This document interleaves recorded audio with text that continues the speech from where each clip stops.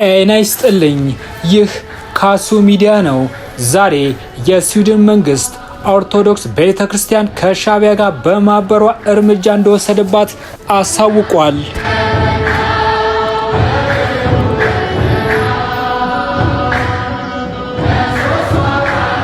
የኦርቶዶክስ ቤተክርስቲያኗ ከሻዕቢያ ጋር በማበሯ እርምጃ ተወሰደባት።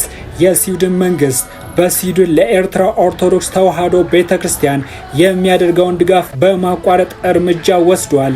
የኤርትራ ኦርቶዶክስ ተዋሕዶ ቤተክርስቲያን በስዊድን ከአምባገነኑ የኤርትራ መንግስት ጋር ግንኙነት በመፍጠር በስዊድን የሚኖሩ ዜጎችን መብትና ነጻነት በሚጥስ ተግባር ላይ መሳተፋቸውን እንዲሁም መንግስት የሚሰጣቸውን ድጎማ በተዘዋዋሪ ለሻዕቢያ እንደሚያስተላልፉ የስዊድን ደህንነት አገልግሎት አረጋግጧል።